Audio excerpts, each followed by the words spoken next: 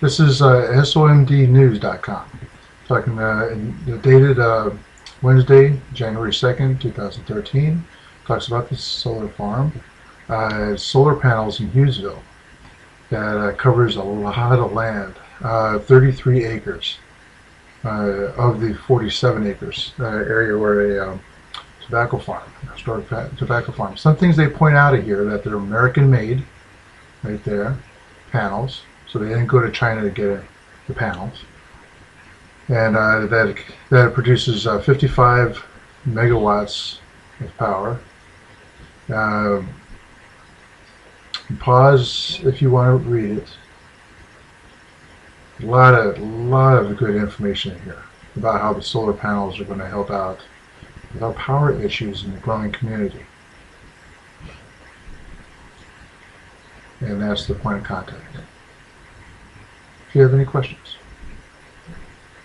This is Google Earth that I'm using, and here's Hughesville, Maryland. Here's Brandywine, Maryland. Here's 231, and the farm is located right here. This is this sky picture was taken before all the panels were put in. But it gives you an idea. Here's the pond, and here's Route 5. Here's the historic barn, and that's what the panels look like. They're now all through here. Very impressive sight as you're driving north or south on 5.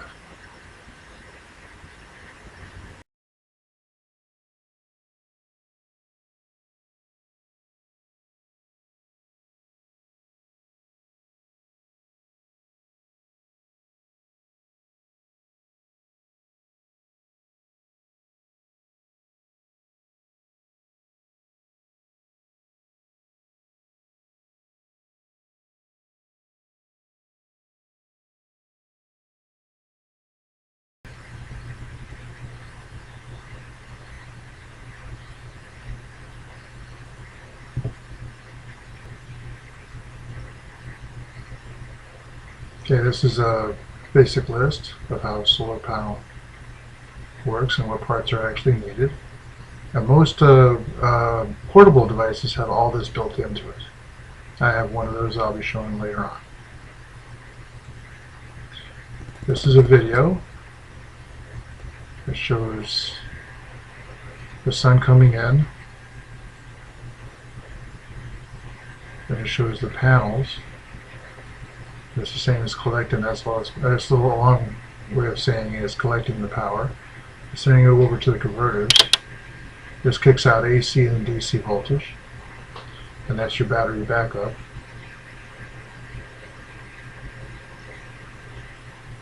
Well, AC is actually going straight to the meters, and then this is your meters that's measuring your power coming from the sun and the power from the grid.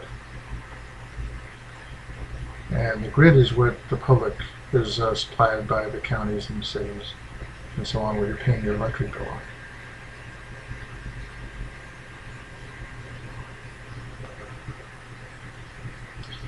And that's the fan that I have on the gazebo I'm going to show you, that I disconnected this and put on top of the gazebo. So let's take a look at some more items that we can use around the house. Inside my home gazebo, you see a fan up there that I originally put in.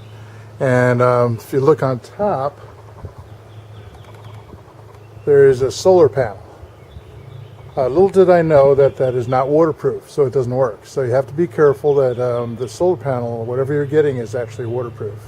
So someday when I take this all down, which might be never, because it's so heavy, I might change that thing out. But it was a good idea, but you have to make sure that what you're using is waterproof. Okay, starting over on this side, what I have is a nice little sun pack. Bought it on eBay for about, I think it's $5 or $10. And what this is a charger for a cell phone, or anything you can actually fit into USB, going to whatever plugs into your iPad, iPod, whatever it is. Now what happens, I have an Android 4G cell phone with this fully charged, and that red light says it's charging. With this fully charged, my cell phone turned off, I plugged this in. This has enough power to actually completely recharge my cell phone. Pretty sweet. Okay, over here I have two anti-mosquito solar powered, and when you turn this on, it produces a very high, I doubt if you can hear it, but a very high tone that keeps mosquitoes away. These are, believe it or not, bug zappers. Bug zappers, and they work very nicely. All right, so 4 of them. None whatsoever is waterproof. So you can't keep these out in the water at all. See this gauge up right now? When I put my hand on it, it moves. I don't know if you can see that very well, so I'm going to bring it up front a little bit. So I put my hand over the, so right now this is charging 2 AA batteries in here. And it can do C batteries, D batteries, 9-volt batteries. They have all the different sizes here that can be done. And so especially your unique batteries. So that little panel right here, when I cover it up, it's not charging. It also tells me how many hours it's going to take to actually fully charge the battery, which is very nice. This is my cool little device. I have this a lot of times in my vehicle to keep more than what my cigarette light can go in. All right, it has 2 AC plugs over here. It has a USB port. This is to plug into the wall to charge. This is to plug into your cigarette lighter to charge. Something else I found out is actually if you put this in like our Santa Fe, 2009 Santa Fe, and plug it into the cigarette lighter, when you turn off the vehicle, it keeps everything running as far as electronics. So it actually backfeeds into the vehicle too. This panel here comes off and moves away about 2-3 feet. And there's a light right here that flashes when it's charging.